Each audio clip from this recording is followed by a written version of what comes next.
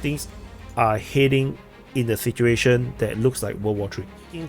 US President announced his arrival in Israel. Are they trying to get him killed? I'm not sure. I do not know what else to scare you with, but it feels freaking scary to me.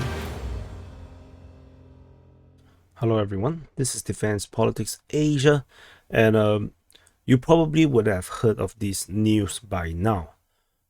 There's a massive bombing that killed hundreds of people in the Gaza City Hospital, the Al Ali Baptist Hospital. Although on the map, it's listed as a medical center, so this is not those very big one, but it's still in the hospital, given especially what is the massive bombing that the Israelis has been bombing the Gaza. Clearly, there will be many people in such a medical center, and but it's called a hospital, so we're just going to call it a hospital, and many people died. So, and before I go into the details or the headlines and everything, I have to say we are actually closer to World War III than ever before. Not even Ukraine war have never brought us so close to World War III. And I have to explain this before we go further. So we all know that the Americans have sent another carrier to the Mediterranean to support Israel. The aim of this deployment, in addition, they also deploy another 2,000 troops to Israel, and the aim is actually to prevent and send a clear signal to Iran and its regional proxy as Hezbollah not to escalate the conflict. And the reality is actually, in fact, the first deployment of aircraft carrier has already surprised me. We have to we all know Israel is the military powerhouse in that region. Is no one dares to go to war with Israel, other than terror groups, because terror groups are terror groups, But the Americans deploying aircraft carrier is a signal that they already know what is the plan of Israel planning to do. And we are now when they have the first deployment on the 9th of October, right at the beginning of this conflict, is not so clear. But as now we reach this juncture, more than around 10 days into this war, we already start to see the brutality of the Israeli bombing, and the bombing is ridiculous, is massive. So and this is clearly deliberate. Just like I mentioned in the previous reports on this conflict, I have mentioned that this entire thing has broken out in a very unusual way. It looks like as if Israel wanted this Hamas surprise attack to succeed, so that they have the excuse to actually hammer the Gaza Strip, and the level of hammering now is crazy, and it's looking like it's going to spiral out of control. And on top of this has also further implications. So clearly this hospital strike has bring us to a new level of tension that is not even seen yesterday before the bombing. So I think I'm going off course. So let me just go through a bit so that I can remember. So hundreds are feared dead at the Al Ali Hospital, and this is according to the Gaza Health Ministry. So Gaza Health Ministry is clearly under the Hamas, because they are not Gaza Strip is entirely under Hamas control. Is not under the Fatah control or the Palestinian Authority. So the death toll tentatively looks like around 500. It might be more, and there is some footage and photos coming out of it. Looks terrible, but also very blurry. They need better phones, and of course Israel will deny it, and of course just like in the Ukraine war, when this kind of shit happened, they will say that it's the opponent's missile failed. So this is exactly what the IDF say. The Israelis say that at that moment of the explosion of the hospital, they say that the Hamas is also firing a barrage of rockets, and they believe that and they say that this rocket fly over the hospital, and they believe that this facility was struck at that time. And then of course Netanyahu, the president of Israel, say that this is a direct result of a failure of a failed rocket launched by the Islamic Jihad. So this one is I missed out. They didn't say it's the Hamas. They say it's Islamic Jihad that launched this failed rocket that actually hit the hospital, or allegedly hit the hospital, and they cite intelligence from multiple sources. Clearly, these multiple sources, we can never see the source, and we can only take it with a pinch of salt, which the Dead Sea have a lot. So this strike have basically horrified the entire world, and I'm literally saying the entire world. Even people in Europe, in the Americas, in Canada, everyone is shocked. Even Trudeau have to condemn this explosion. They say that hospital bombing is illegal in war, and this also attracted the condemnation from Turkey to UAE to Qatar. Even Saudi Arabia came out with a very stern statement about this, and this is putting a lot of pressure definitely on the Arab states, because like I said, I feel that this is deliberate, and I feel like I'm not YouTube. I'm not saying that Israel deliberately bombed hospital. I'm not saying that. I'm not allowed to say that anyway. I'm not saying that, but I'm saying that the bombing of this hospital, regardless who did it, is a deliberate attempt to put additional geopolitical pressure on everyone, literally everyone. So now there is massive protests happening over in Beirut. The Lebanese people, they want the Hezbollah to join the war. All the Lebanese crowd are heading to the American embassy in Beirut. I also saw images that they are heading to the French embassy. So they want Hezbollah to go to war because they are outraged by this bombing. And this outrage has reached new level over within the West Bank as well, to the point where they are calling for the overthrow of Mahmoud Abbas, the leader of the Palestinian people, or at least the recognized legitimate or maybe legitimate leader of the Palestinian people, which is the leader of Fatah and the PLO, the People's Liberation Organization, and which, if you watch my previous video, which is highly controversial because pro-Palestinian people struggle to watch it, and they unsub. But I mentioned in the video, you should watch it, because I mentioned clearly in the video how Mahmoud Abbas has basically outstayed his mandate. He have basically no mandate from the Palestinian people. He's basically a dictator. There's no election in Palestine for 15-18 years. So clearly the people are not happy. They never had a choice. They don't have a choice with the Israeli. They also don't have a choice with their own Palestinian leaders. And why?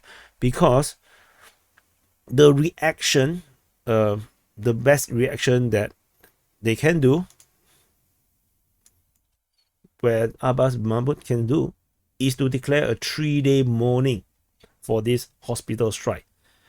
This is extremely weak. This is super weak response from the leader of the Palestinian people. There is no other way to put it. This is super weak. I mean, people have been dying for 9 days, 10 days, and now that you do a 3-day mourning for the victims of this particular hospital, what about all the other victims that has died over the past 10 days that has been killed by Israeli bombings? Regardless the bombing is actually targeted on military targets, civilians has died. That is the reality. So, and this is the best thing he can do, just to order a 3-day of mourning and flags to be flown half-mast. That's all you can do as the leader of the Palestinian people. This is super weak. And instead of negotiating with Netanyahu or with the Israeli, because he is the leader of the Palestinian, he was actually in Amman. He was actually planning to talk to. He visited Jordan. He has met with the king of Jordan, and he's supposed to meet with Joe Biden the next day, along with I believe, I think, let me see. I believe he's supposed to meet with the Egyptian leader as well.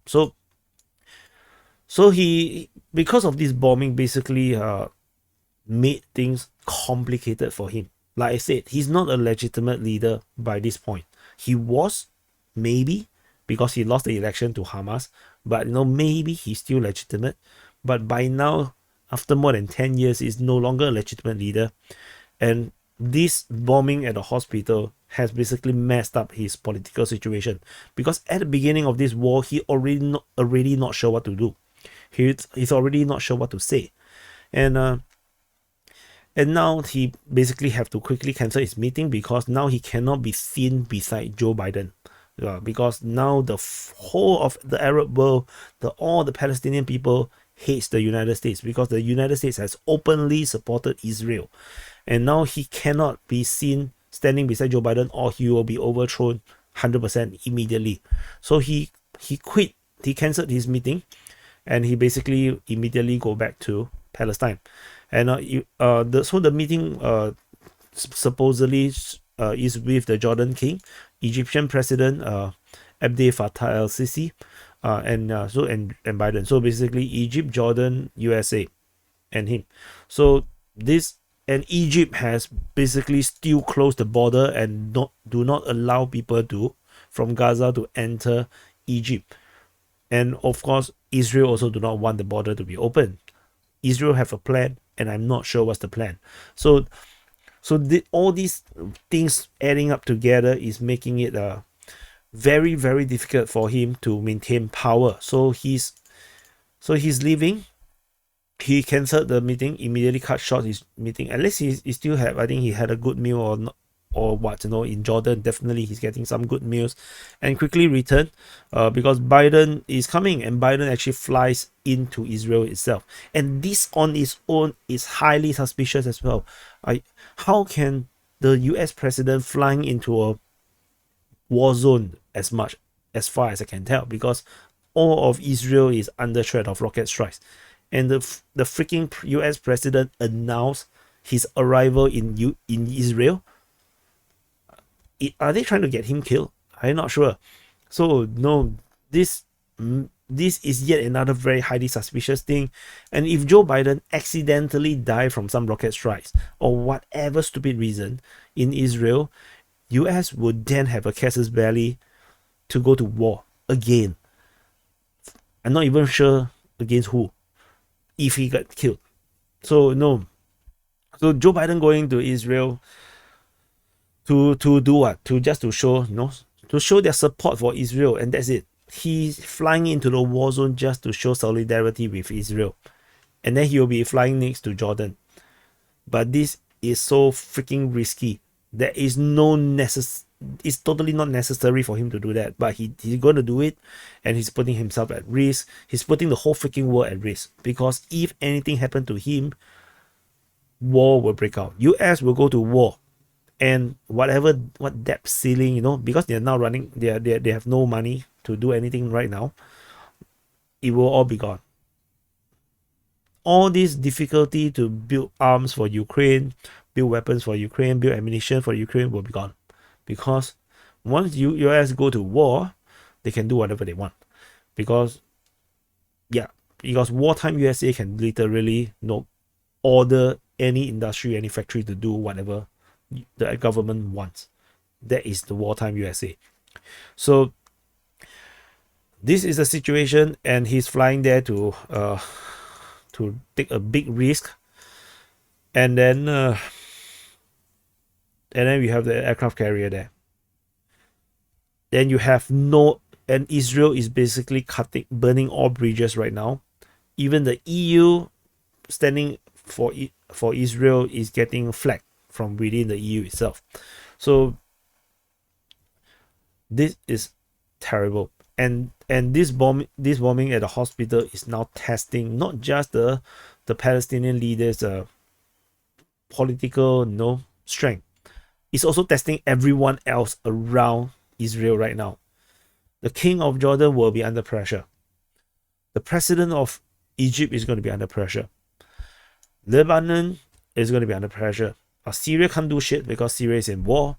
And basically all the other leaders from Saudi Arabia to Iraq to Iran, UAE, Qatar, Yemen, everyone, every Islamic country, every country that is supporting or pro-Palestine is going to be pressured by their people to go to war or do something.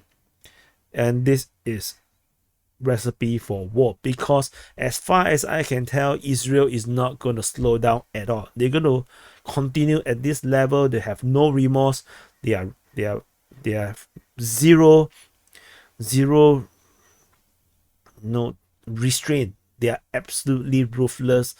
Whatever they are doing now is already overkill, and this is just the beginning. There is still a ground offensive. I'm not even sure what they're going to do on the ground when they're going to start they already flattened so many of the buildings. Everything, the Gaza, some parts of Gaza right now looks worse than Bakhmut. So this is the situation. And now with the protests, with the people protesting in Ramallah, in the West Bank, calling for the overthrow of Mahmoud Abbas, and these people wants to go to war as well. They want retaliation against the Israeli. This will also give the reasons or the excuse for Netanyahu, the Israeli president, to also solve the problem, the Palestinian problem in the West Bank.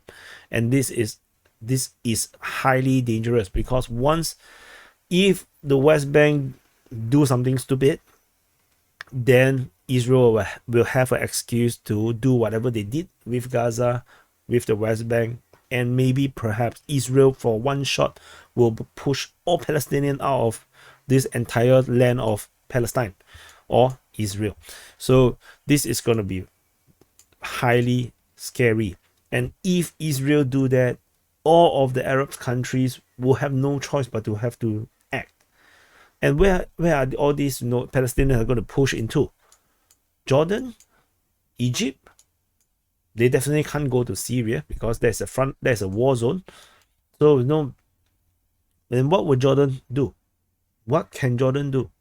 This is going to be quite bad. So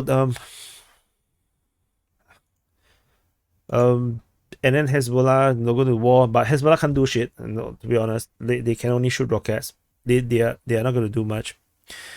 And all this has come after Iran actually said this thing come before the hospital strike. The Hamas is actually ready to take steps to free the citizens and civilians that they have adopted, but they feel like they cannot do anything because of the daily bombings.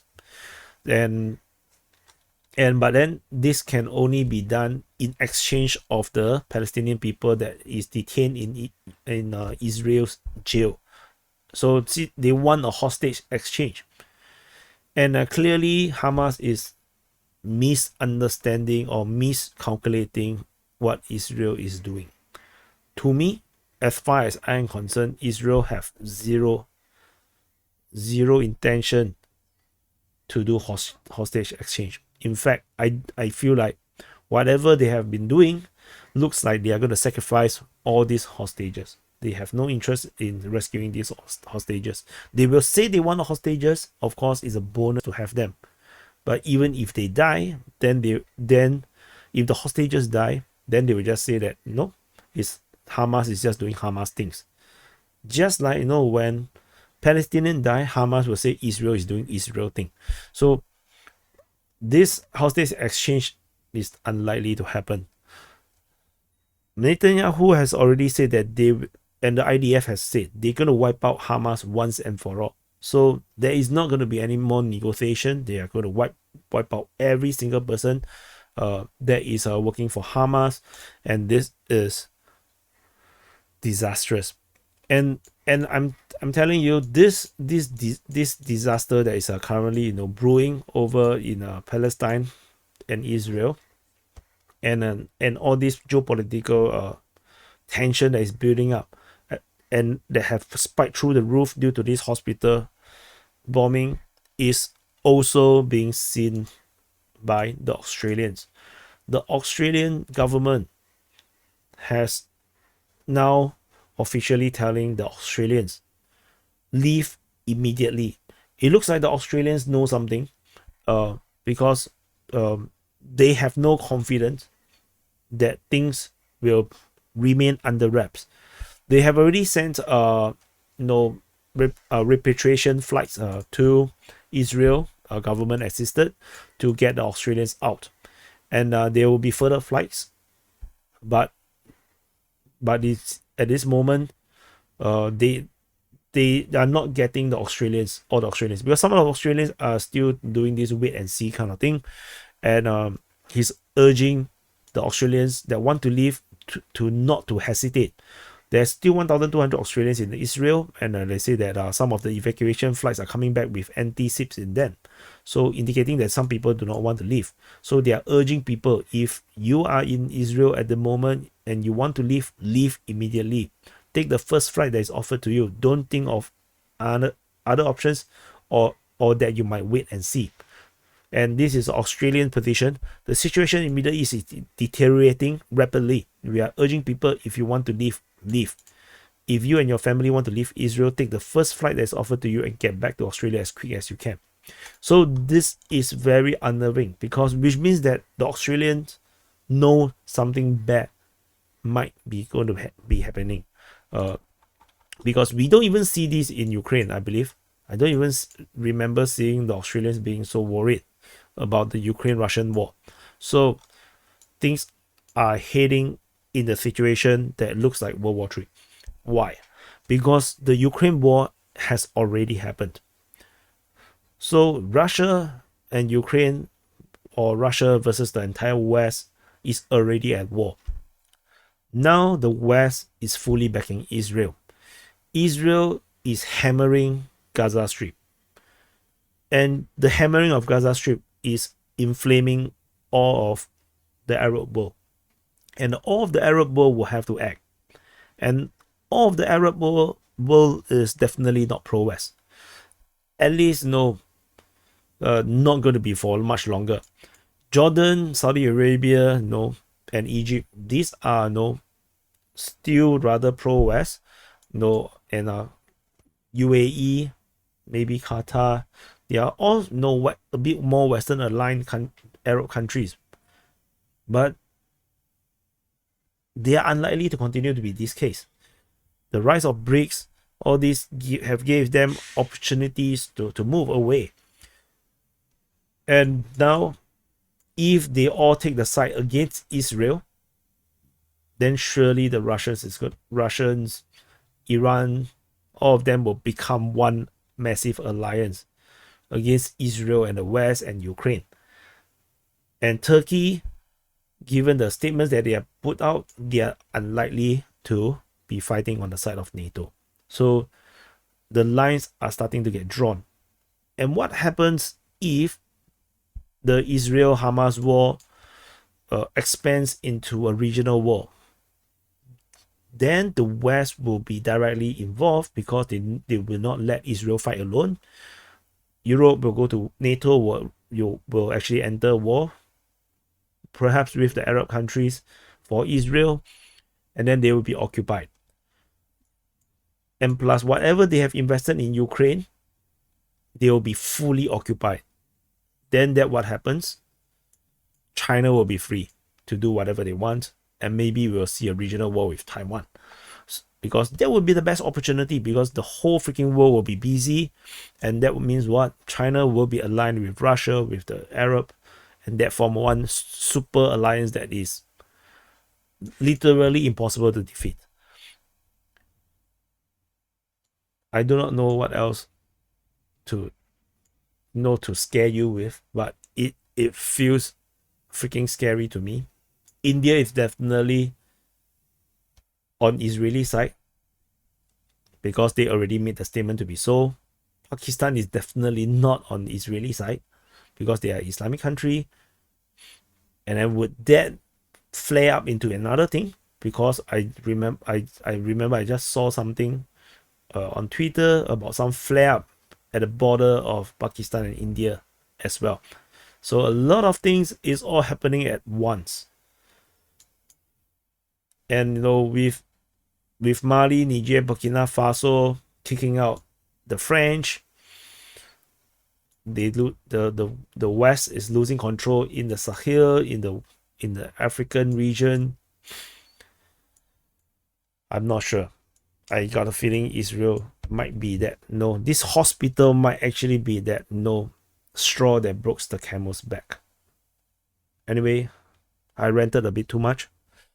This is not a usual headlines video because the implications are massive, and I find it a bit hard to put things in an arrangement that is easier for me to say, maybe more smooth, because just too much things altogether.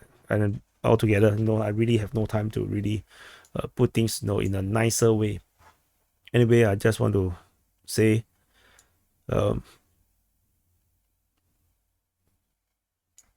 pray for things not get worse. You see, the whatever reaction that I've seen on Twitter, in the comments, people are getting very, very emotional, and emotional or emotionally manipulated by the media people will not be able to think clearly. And when you cannot think clearly, you'll make bad decisions.